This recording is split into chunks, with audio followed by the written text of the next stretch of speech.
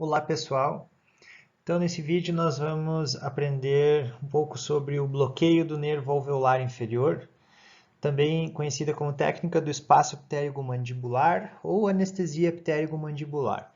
Essa é a segunda técnica mais utilizada em odontologia e só ficando atrás da técnica infiltrativa, das técnicas infiltrativas. E mesmo sendo a técnica a segunda mais utilizada, ela é a mais frustrante e normalmente é que tem a menor taxa de sucesso dentre as anestesias, por ter uma técnica um pouquinho mais sensível para a gente executar. Os nervos anestesiados nessa técnica são o nervo alveolar inferior, o nervo incisivo, nervo mentoniano e nervo lingual, sendo que o nervo incisivo e o nervo mentoniano são ramos do nervo alveolar inferior. E o nervo alveolar inferior, este, e o nervo lingual, ramos do nervo mandibular. Então, o terceiro ramo do nervo trigêmeo.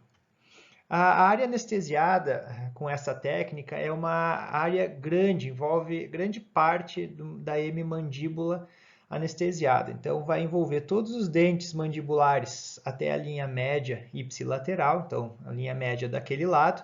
Claro que nas regiões lembrando sempre que nas regiões de linha média nós temos as anastomoses, então muito cuidado ao trabalhar com os incisivos centrais na região, né, da linha média. Nós temos anestesia do corpo mandibular, parte inferior do ramo, mucosa alveolar vestibular à frente ao forame mentoniano. Então, lembrando que a região da mucosa vestibular na região dos molares, então nessa região aqui, na região vestibular dos molares, é responsabilidade, né, inervação do nervo bucal. Então, esse nervo bucal não vai ser anestesiado nesta técnica. 2/3 anteriores da língua e assoalho bucal e a mucosa alveolar lingual. Então, isso de responsabilidade, claro, do nervo lingual.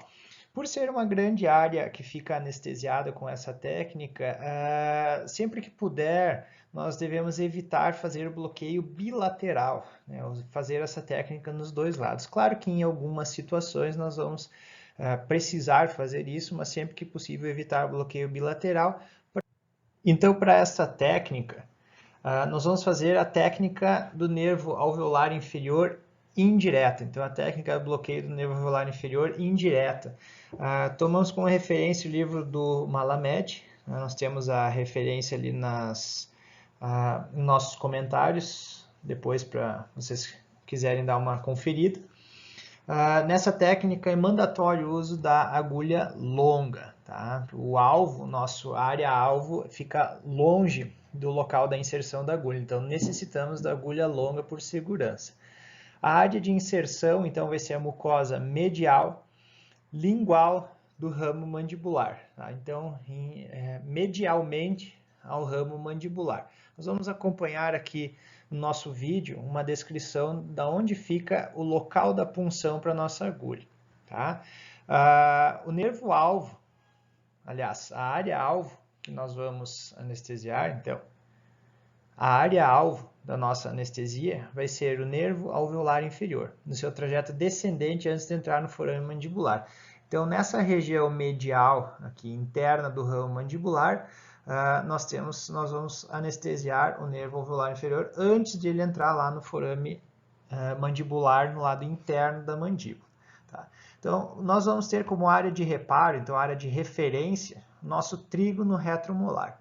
Então, vamos olhar aqui no vídeo, ó, onde estamos palpando com o cabinho do espelho, essa região seguindo os molares aqui para trás, nós não temos o ramo da mandíbula seguindo reto com os molares. Na verdade, o ramo da mandíbula ele está para o lado lateral dos dentes, aqui nessa região onde vamos palpar agora. Aqui fica o ramo da mandíbula, então ele é lateral aos dentes, seguindo a linha oclusal dos dentes, ele fica para fora, para lateral. Nessa parte interna aqui, ó, nessa parte interna nós temos uma área chamada RAF ptérigo-mandibular. Então, RAF ptérigo-mandibular é essa área interna. E o ramo da mandíbula fica para o lado externo. E com o ramo da mandíbula e essa área chamada RAF, pterygomandibular, então nós temos uma área triangular que nós chamamos de trígono retromolar. E nessa região do trígono retromolar, então, medial do ramo da mandíbula, que nós vamos fazer a punção da nossa agulha, da anestesia. Então, nessa porção mais central.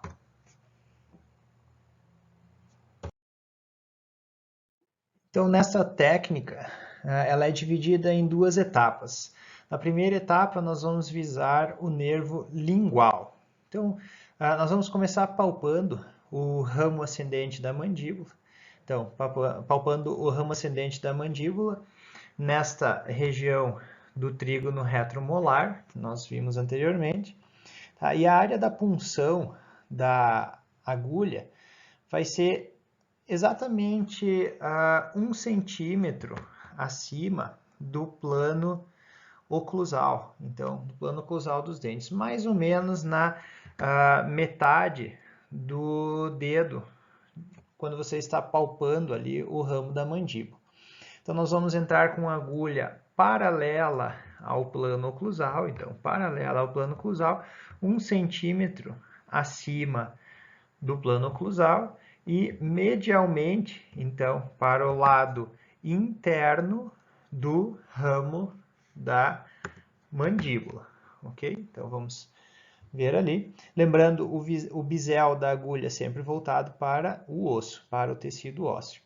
Então, ali fizemos a punção na região demarcada e nós vamos inserir a agulha aproximadamente 5 milímetros a 1 centímetro. Então, 0,5 a 1 centímetro de profundidade, ali nós vamos inserir a nossa agulha, aspirar e começar a aplicar a solução anestésica. Quanto de anestésico local nós vamos utilizar aqui para o nervo lingual?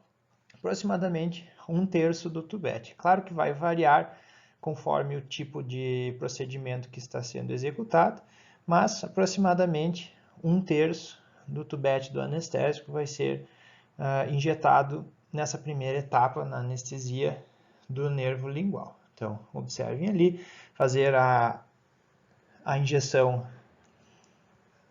lentamente, aproximadamente 1/3 do tubete. Então, quando a gente vê 1/3, um pouquinho depois que começou a aparecer ali o êmbolo, nós terminamos então a primeira etapa, que é a anestesia do nervo lingual. Para a segunda etapa da anestesia do nervo alveolar inferior, então nós vamos visar a anestesia do nervo alveolar inferior propriamente dito. E para isso nós vamos girar a seringa para a região dos pré-molares contralaterais. Então, os pré-molares do outro lado, sem retirar a agulha lá do local onde ela já se encontra. Então, vamos girar a seringa para o lado contralateral, né, até a região dos pré-molares, mais ou menos no ângulo da boca do paciente. Okay? Então, dessa maneira, nós estamos visando o nervo alveolar inferior lá na região do forame mandibular. E, aos poucos, vamos aprofundando a agulha até nós termos o contato ósseo. Isso ocorre, normalmente, com 20 a 25 milímetros de profundidade da agulha dentro dos tecidos, o que equivale a aproximadamente 2/3 a 3/4 da agulha longa. E é por isso que nós utilizamos a agulha longa nesse caso. A agulha curta, a gente teria que aprofundar toda a agulha para dentro do tecido mole do paciente, o que aumenta os riscos, né, de efeitos de contratempos, como, por exemplo, a fratura da agulha. Se acontecer contato precoce, se a gente tocar o osso antes de chegar onde a gente deveria chegar, antes dos 2/3 a 3/4 da agulha, então a gente recua um pouquinho a nossa seringa, realoca a agulha e continua o nosso trajeto lá dentro do tecido até chegar aos 2/3 ou 3/4 da agulha longa. Então, aqui nesse ângulo a gente consegue ver, né, a agulha colocada na posição correta. Ó, aqui está a marcação do bisel, então o bisel voltado sempre para o tecido ósseo. E aqui nós temos 3/4 aproximadamente da agulha dentro do tecido lá do paciente.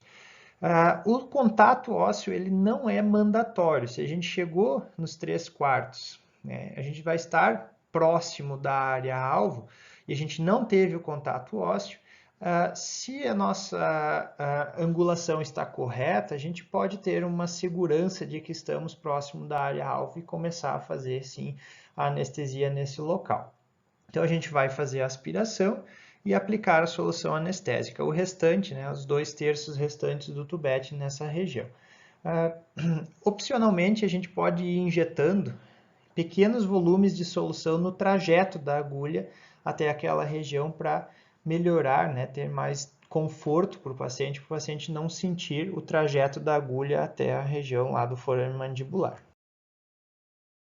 Então, dessa maneira, nós concluímos a técnica anestésica.